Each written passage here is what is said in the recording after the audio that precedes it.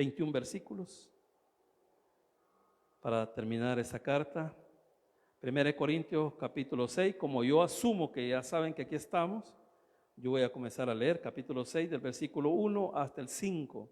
Lo voy a leer despacito, Estamos en 1 de Timoteo capítulo 6, versículo del 1 al 5. Si alguien no tiene Biblia, denle en copia. Catherine, ¿quiere copia? Karen. Así es. Quiere copia.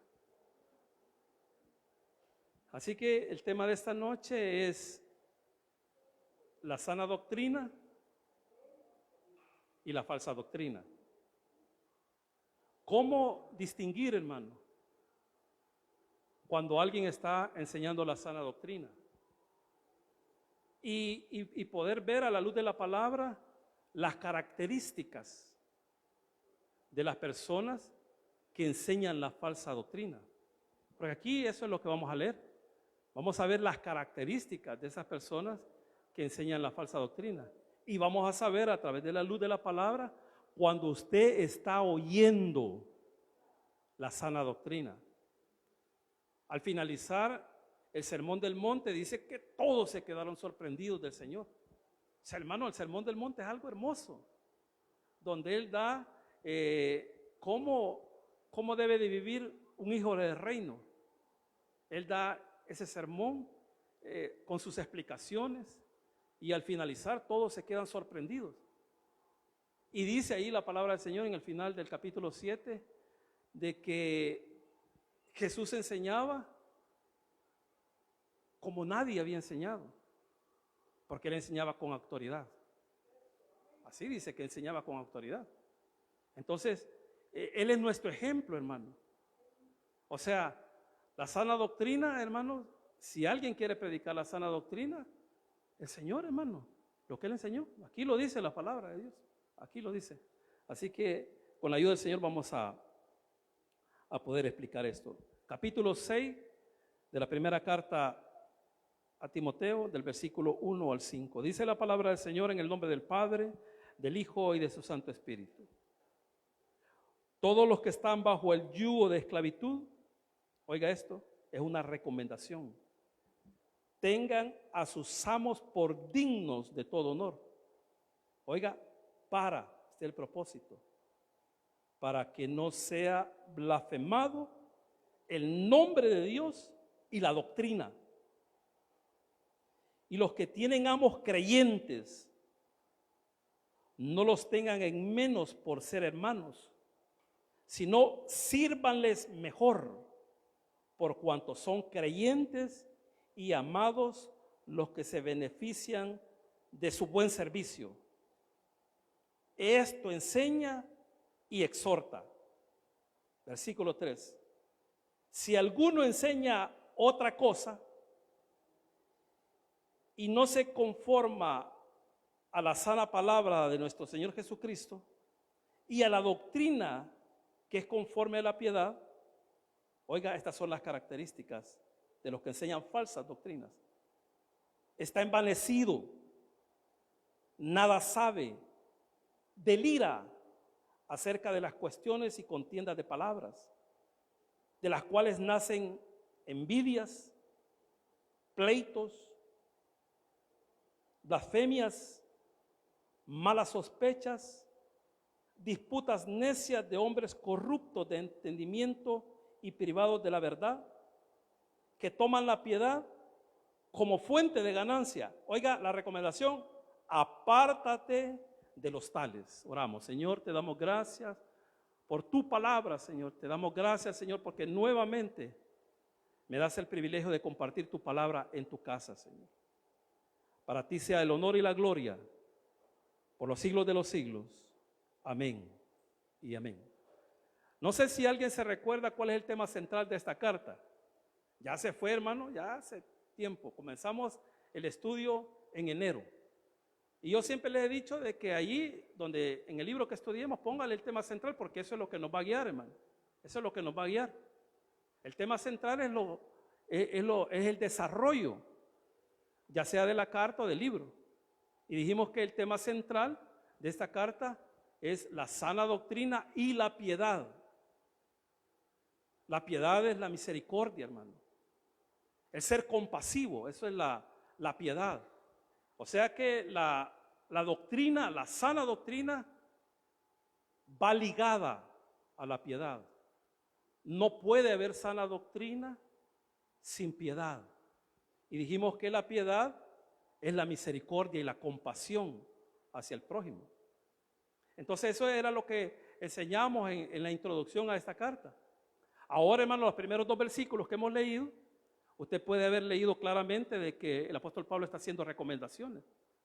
En la NBI lo dice claramente, hermano, claramente. Aquí al final de la Reina Valera dice, esto enseña y exhorta. Pero en la NBI dice, esto es lo que debes enseñar y recomendar. Entonces son recomendaciones. Pero fíjense, hermano, que usted tiene que poner atención cuáles son las recomendaciones y dónde se va a realizar eso que está hablando el escritor a esta carta.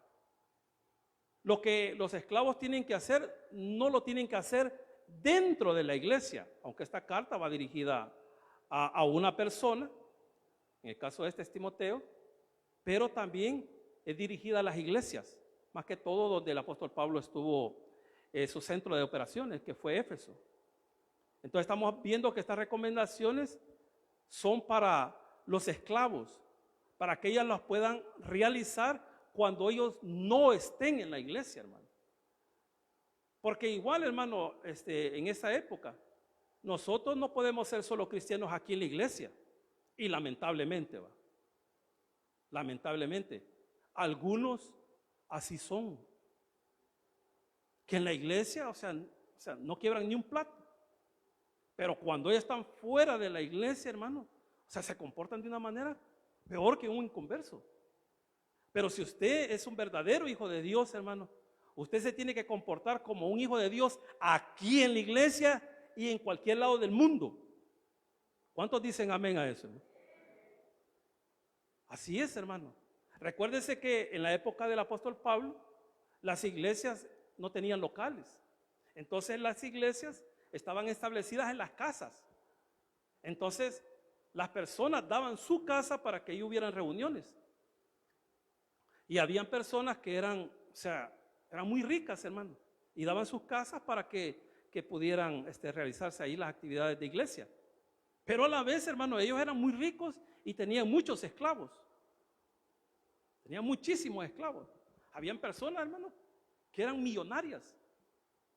¿Quién sabe cuántos esclavos tenía Abraham? Ahí lo dice la Biblia, hermano. ¿Cuántos esclavos tenía Abraham? La hermana Rubidia. ¿Alguien? ¿Que dé más o que dé menos? ¿Ah? 300. Hermano, eran esclavos de... Abraham era multimillonario. Y fíjense que los esclavos que tenían personas creyentes o personas temerosas de Dios, como en el caso de Abraham, o sea, ellos vivían bien, hermano. O sea, ellos vivían bien. A tal punto, hermano, imagínense en el caso de Abraham, que tenía tantos esclavos. Como él no podía tener hijos, ¿qué es lo que había pensado él cuando muriera? ¿Qué había pensado? Dejar como heredero a un esclavo. Y ese esclavo, que me imagino que le tomó un gran cariño, hermano. No sé si el esclavo llegó de este niño y él lo vio crecer y todo eso, y que le llegó a tener un gran cariño, hermano. Su nombre es Eliezer Damasceno. O sea, Eliezer de Damasco. O sea, y en Damasco, hermano, él tuvo que pasar por Damasco cuando él venía para la tierra prometida. Quizás porque él era originario de ahí quizás lo compró en Damasco. Por eso se llama Eliezer Damasceno. Entonces, él iba a ser el heredero. Pero el Señor le dijo, no, le dijo, porque de tus entrañas, dice, nacerá el de la promesa. Pero esa era la idea de cómo se llama, de Abraham. Entonces en la época de Pablo, ahí estaban las iglesias. El ejemplo es Filemón. Filemón, hermano, usted sabe que tenía un esclavo, Onésimo. Y él no tenía solo uno, él tenía muchos esclavos. Pero en su casa se hacían los cultos. Él era líder, hermano. Se cree que su hijo era el que compartía la palabra. O sea, servían tres, ahí dan los nombres de Filemón, el otro, se me ha olvidado el nombre del otro que aparece, y de la mujer, que creen que era la esposa de Filemón. Pero lo que les quiero decir es que allí estaba la iglesia, ahí servían. Ahí quizás sus esclavos eran servidores de la iglesia. Entonces, como ellos habían aprendido de que Dios no hace excepción de personas, hermano, ellos ya no se veían como amo y esclavo. Ellos se veían como hermanos en Cristo. Pero, ¿por qué está dando el apóstol Pablo estas recomendaciones? Porque habían personas que eran esclavas, que habían llegado al conocimiento de la verdad, pero sus amos no. Entonces, como ellos habían llegado al conocimiento de la verdad, los querían ver de menos a los amos, porque ellos sabían de que eran personas inconversas. Y eso sucede muchas veces hoy en nuestros tiempos. O sea, hay veces que hay personas que son creyentes, pero llegan a trabajar a un lugar donde la persona es inconversa, y como es inconversa la quieren ver así. La quieren ver así. Pero la palabra del Señor dice todo lo contrario, hermano. Dice todo lo contrario. Yo lo voy a leer en la NBI. Dice en el versículo 1: todos los que aún son esclavos deben de reconocer que sus amos merecen todo respeto. Aquí está hablando de amos inconversos. Pero ¿qué dice la palabra del Señor? Es una recomendación. Y la recomendación fue dada, hermano, porque algo tuvo que haber pasado. Algo quizás algún esclavo irrespetó a su amo. Fíjense que habían veces de que los esclavos eran los líderes de la iglesia. Fíjense qué tremendo, hermano. Ellos eran los encargados de la iglesia. Ellos eran los que pastoreaban, eran esclavos. Y el amo era servidor de la iglesia. Y mire qué tremendo, hermano. Entonces el esclavo, hermano, él era el que estaba a cargo de la obra, pero el amo era servidor de la iglesia.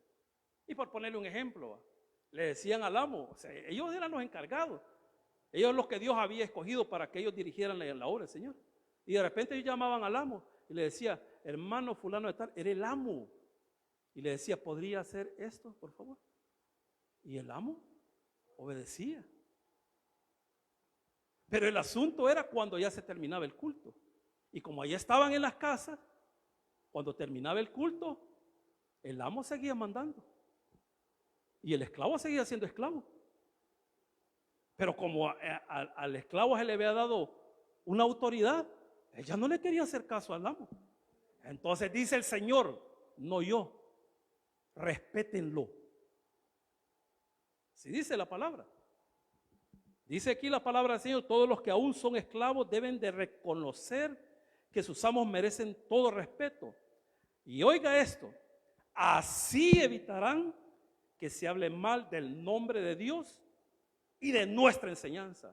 Hermano, eso se iba a ver malísimo. O sea, malísimo. O sea, la gente iba a criticarlos a ellos. Hermano, entonces aquí el apóstol Pablo, o el escritor de esta carta, está dando esa recomendación. Es una recomendación bien importante. Y usted sabe que de cada recomendación de la palabra del Señor, nosotros tenemos que hacer aplicaciones para nuestras vidas. Si usted es empleado, hermano, o empleada, en algún lugar donde el dueño o el gerente o quien sea que esté a cargo de esa empresa es inconverso, respételo. Respételo. O sea, no le falte respeto. O sea, haga lo que tiene que hacer.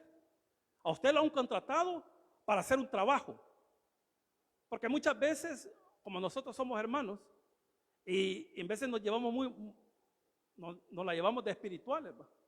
Entonces, en veces en las horas de trabajo quieren estar orando los hermanos, o quieren estar leyendo la Biblia en la hora de trabajo. A usted no lo han contratado para que lea la Biblia. A usted lo han contratado para que trabaje. Si usted quiere leer la Biblia, ahí está la casa. Si usted quiere orar, ahí está la casa. Y si quiere estar en comunión, aquí también puede venir a orar y a leer la Biblia. Pero en el trabajo usted tiene que trabajar y respetar a su jefe, respetarlo, aunque ellos sean inconversos. Pero oiga lo que dice de los que son creyentes.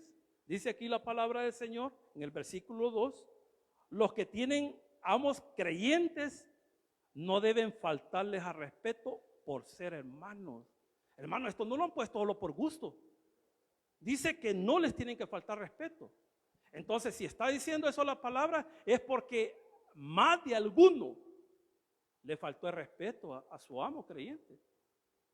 Pero oiga lo que dice aquí la palabra del Señor. Los que tienen amos creyentes no deben faltarles al respeto por ser hermanos. Al contrario, deben servirles todavía mejor. Vaya, si usted está trabajando en un lugar donde el dueño, la dueña, o el gerente, o el administrador, quien sea, es creyente, ¿qué dice la palabra del Señor? ¿Qué dice? ¿Qué es lo que acaba de decir la palabra del Señor? Que lo tenemos que respetar. Pero no solamente dice eso, que tenemos que trabajar mejor para Él. ¿Por qué? Ahí dan las razones. Porque es creyente, hermano. O sea, que usted se tiene que forzar. Usted tiene que decir, Él es mi hermano en Cristo. Y usted sabe que muchas veces hay hermanos o hermanas, hermano, que son bien difíciles. Son bien difíciles. Pero el Señor lo está llamando a usted a que tenga respeto y que usted dé lo mejor si usted trabaja para una persona que es creyente. Dice aquí la palabra del Señor en el versículo 2. Al contrario, estoy en la NBI, deben servirles todavía mejor, porque los que se benefician de su servicio, o sea, de su trabajo, son creyentes y hermanos queridos. Esto es lo que debes de enseñar y recomendar. Esas son las recomendaciones. Aquí específicamente las recomendaciones van dadas a los esclavos. Pero si usted se va a otro pasaje, porque cualquiera puede decir, bueno, ¿y qué dice la Biblia de los amos? ¿Qué dice? O sea, hay pasajes, hermano. Hay pasajes en Colosenses 4:1. Se lo voy a buscar rapidito. Aquí Colosenses 4:1, usted no lo busque por honor al tiempo. Dice Colosenses 4:1, dice, amos, haced lo que es justo y recto con vuestros siervos. Oiga, las recomendaciones. Amo les está diciendo. Está hablando con creyentes. Haced lo que es justo. Oiga lo que está diciendo. Y recto con vuestros siervos, con vuestros esclavos. ¿Y qué era lo justo en ese contexto, hermano? De amo y esclavo. Hermano, alimentarlos bien, darles techo, darle ropa. O sea, ellos estaban a cargo de darle todo. Si se enfermaban, tenía que darles a ellos el médico, la medicina, todo. Eso era lo justo. Entonces hay recomendaciones para los amos. Dice aquí también en Efesios capítulo 6, hablando con respecto a los amos. Oiga lo que dice, porque sí habla de los amos. Y vosotros amos, estoy en el 6:9, y vosotros amos, haced con ellos lo mismo, dejando las amenazas, sabiendo que el Señor de ellos y vuestro está en el cielo, y que para Él no hay acepción de personas. O sea que sí hay recomendaciones para los amos. ¿Qué les dice a los amos? Que sean justos. En nuestros casos, hermano, o sea, la justicia está en darle los beneficios que el trabajador se merece. Y mucho más, hermano, si ese empleado es creyente. O sea, el amo tiene que ser justo. Que ser justo y darle lo que realmente se merece por su trabajo. Eso es lo que se tiene que hacer. Así que dice la palabra del Señor, volvemos allá a Primera de Timoteo, capítulo 4, y dice, capítulo 6 y versículo 3. Si alguno enseña otra cosa, y usted sabe que viene hablando de lo de los esclavos, o sea que eso es parte de la enseñanza bíblica. Pero aquí dice la palabra del Señor, si alguno. Acuérdense que habían entrado a la iglesia de Éfeso, o sea que era una región muy grande. Estamos hablando de Asia Menor, donde habían entrado falsos maestros, enseñando doctrinas falsas. Pero hay una doctrina verdadera y una doctrina sana, la sana doctrina. Y eso es lo que vamos a tratar de explicar en estos minutos que faltan, hermano. Porque usted tiene que saber cuál es la sana doctrina. Hermano, usted no lo tiene que impresionar alguien que se venga a parar aquí y comience a decir cosas y comience a insultar y a decir cosas. No, usted que no lo sorprendan con eso, hermano. Usted oiga lo que él está enseñando, porque aquí dice, en lo que usted ha leído, lo que yo he leído, cuál es la sana doctrina. ¿Cuál es la sana doctrina, hermano? Aquí ya lo leímos. ¿Cuál es la sana doctrina? Ahí está, hermano. Ahí está, en los versículos que hemos leído. Oiga lo que dice la palabra del Señor.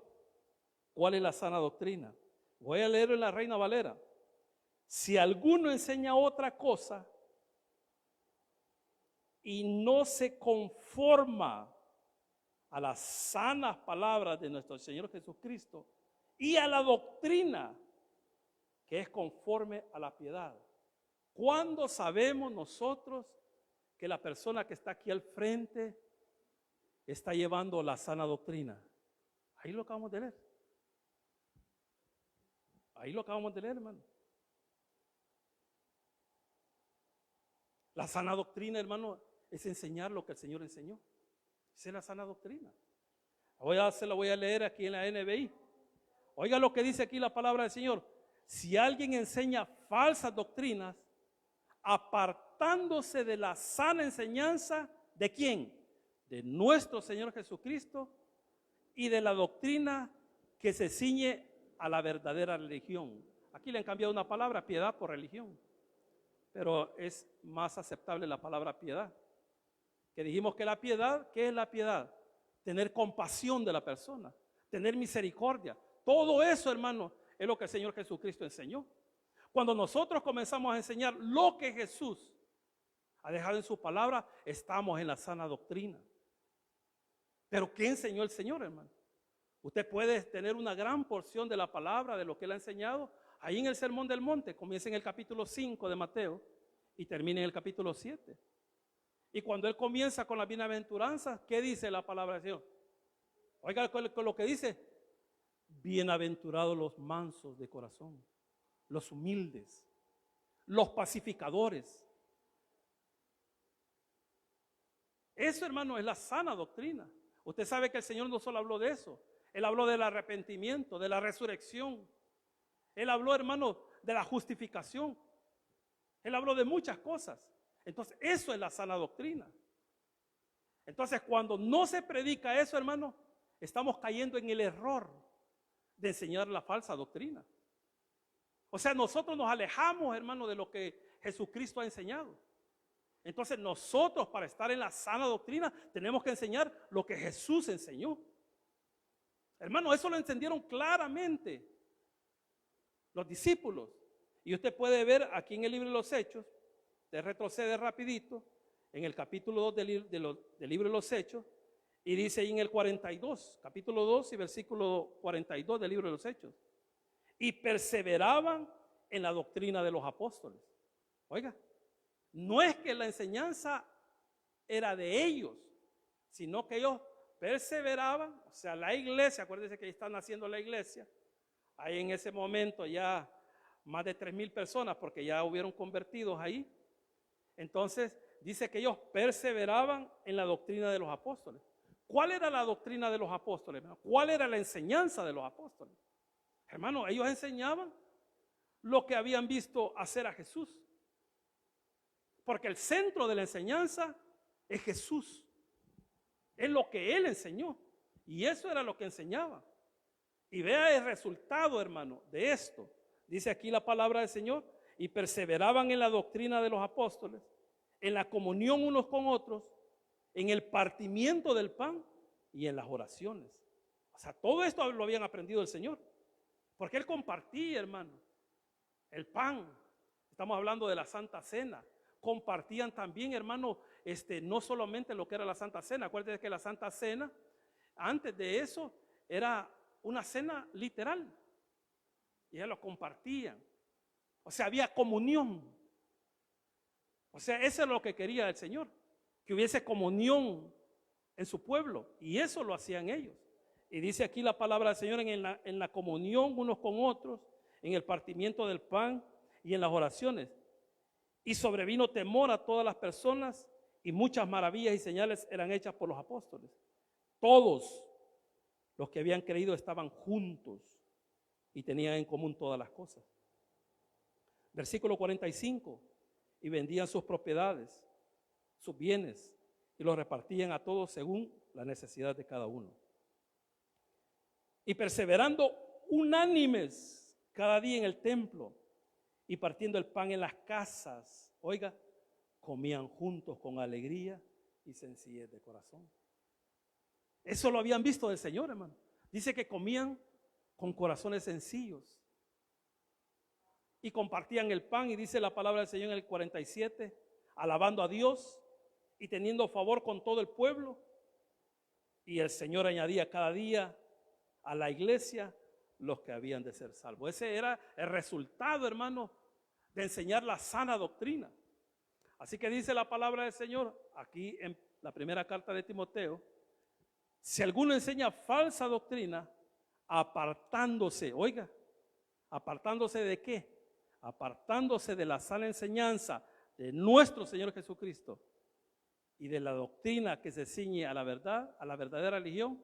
Versículo 4, es un obstinado. ¿Qué significa la palabra obstinado? Es un necio. Esas son las características de una persona que se alejó de la doctrina de Cristo. Y si se aleja de la doctrina de Cristo, está cayendo en una falsa doctrina, en una falsa enseñanza. Y eso, hermano, contamina el cuerpo de Cristo. Por eso nosotros tenemos que estar pendientes, hermano, de lo que las personas se ponen a hablar aquí. A usted que no le impresionen los gritos, los señalamientos, ni nada, no, que no le impresione eso. O sea, usted esté atento si esa persona que está aquí no se ha apartado de la enseñanza de Cristo.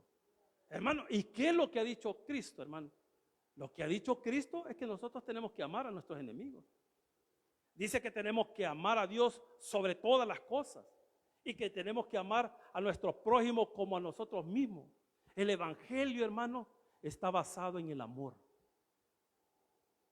En eso está basado, hermano. Pero las personas que se alejan de la doctrina de Cristo caen en falsas enseñanzas. Pero ¿qué dice? ¿Cuáles son las características? Se vuelven, aquí dice la palabra del Señor, se vuelven obstinados, que nada entienden. O sea, ellos creen que saben, pero no saben nada. La Reina Valera dice esto, mire, hermano. Voy a regresar a la Reina Valera. Dice aquí la palabra del Señor: si alguno enseña otra cosa y no se conforma a la sana palabra de nuestro Señor Jesucristo y a la doctrina que es conforme a la piedad, está envanecido. Oiga, ¿qué significa esa palabra? Envanecido. O sea, que se la pica, que solo Él sabe. Y de ahí nadie sabe. O sea, cae en esa situación y eso es lo que Él está transmitiendo.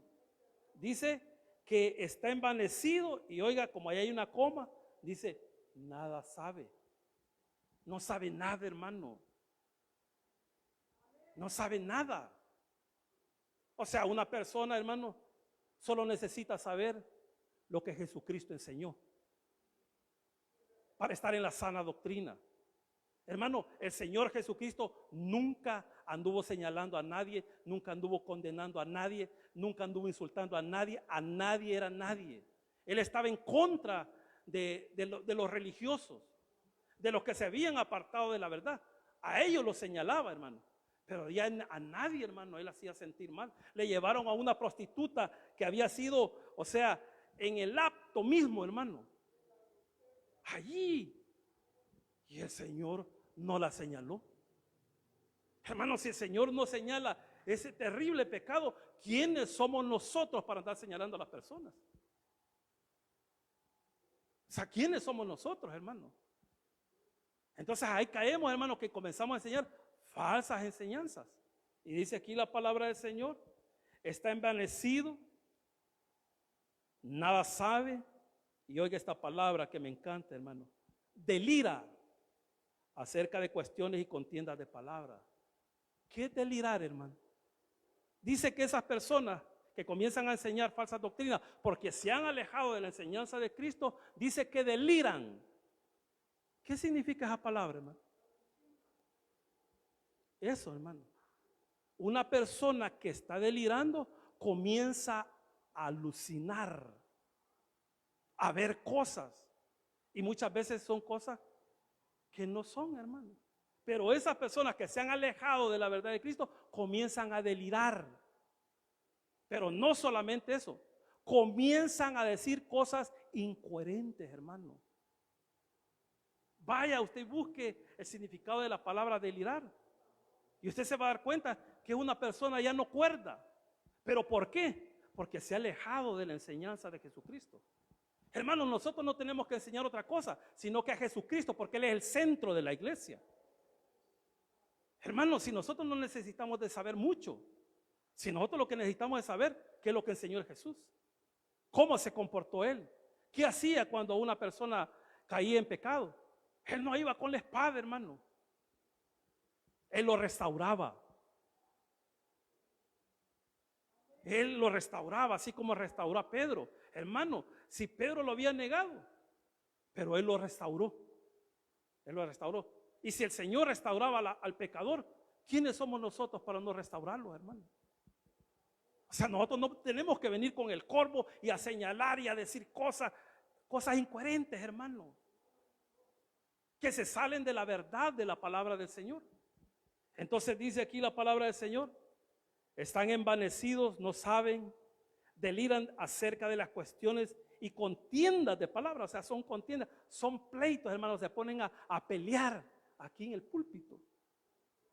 Se ponen a pelear, hermano. Si el púlpito no es para pelear, el púlpito es para predicar la palabra de Jesucristo. Para eso es el púlpito, hermano. Este púlpito no es para pelear, es para compartir lo que el Señor ha enseñado en su palabra. Y dice aquí la palabra del Señor: deliran acerca de cuestiones y contiendas de palabra, de las cuales nace, oiga, envidias, pleitos, blasfemias, malas sospechas. Imagine cómo dice aquí: malas sospechas, andan sospechando de cualquiera.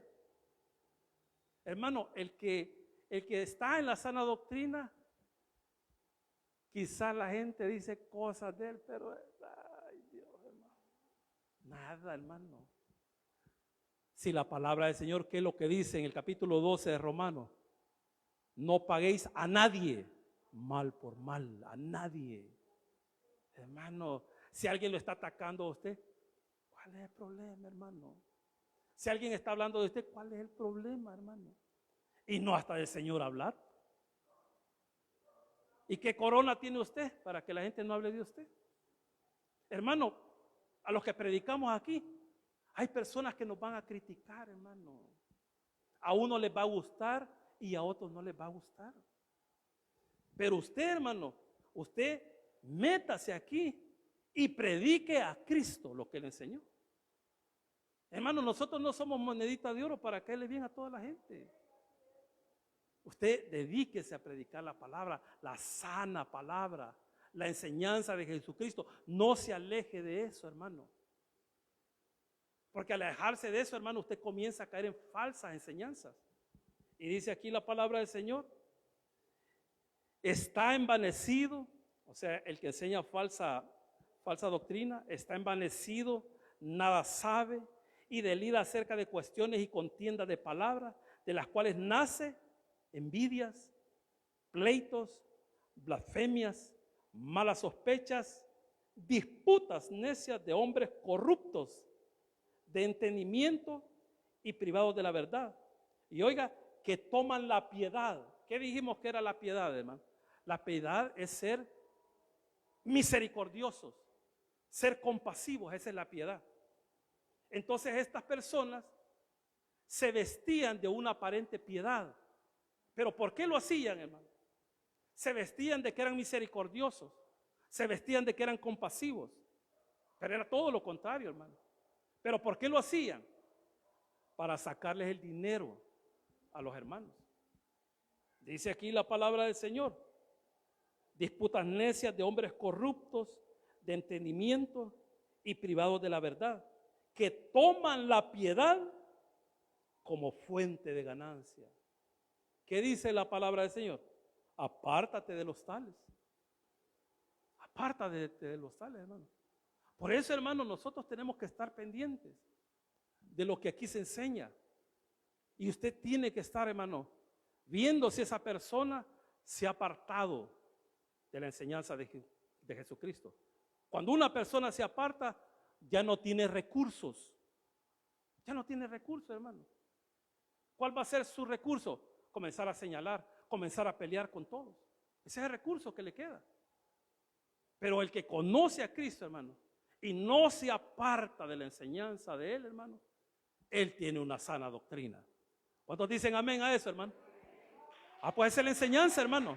La enseñanza es esa, que nosotros podamos detectar cuando alguien está enseñando la sana doctrina, pero que también podamos detectar cuando alguien se ha apartado de las enseñanzas de Jesucristo y ha caído en una falsa doctrina. Démosle un fuerte aplauso al Señor, hermano.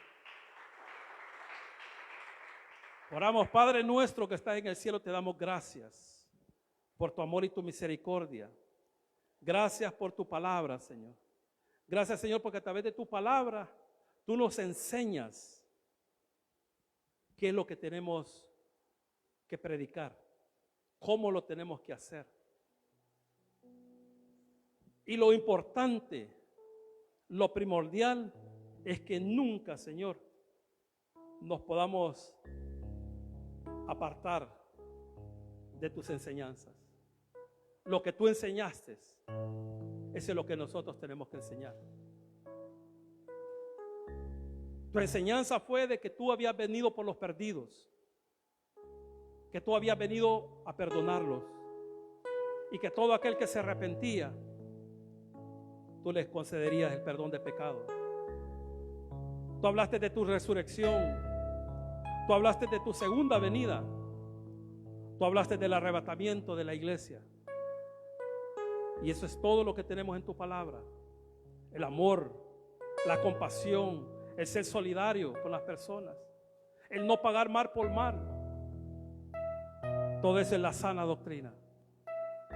Así que te damos gracias por tu palabra, Señor, porque a través de tu palabra, Señor, nosotros podemos saber si estamos en la sana doctrina o nos hemos desviado y comenzamos a hablar falsas enseñanzas. Gracias te damos por todo, te alabamos y te bendecimos, Señor. Y así, en esta actitud de oración, preguntamos a los amigos que nos están viendo a través de las redes sociales si hay alguien que quiera recibir a Jesús como su Señor y Salvador. La enseñanza de Jesús es que si usted se arrepiente de sus pecados y cree en Jesucristo, Él le dará el perdón, Él le dará la salvación, la vida eterna, y un día estará con Él. Recíbalo como su Señor y Salvador. Yo voy a hacer una breve oración en esa noche. Espero que usted la haga donde quiera que esté. Hágala de todo corazón y arrepienta de sus pecados. Repita conmigo: Señor Jesús, yo te recibo hoy como mi único y suficiente Salvador personal. Creo que eres Dios, que moriste por mí en la cruz del Calvario. Perdona todos mis pecados. Me arrepiento. Salva mi alma hoy, para que cuando yo muera pueda estar contigo. Porque te lo pido en el nombre de Jesús, tu Hijo amado. Amén y amén. Démosle un fuerte aplauso al Señor.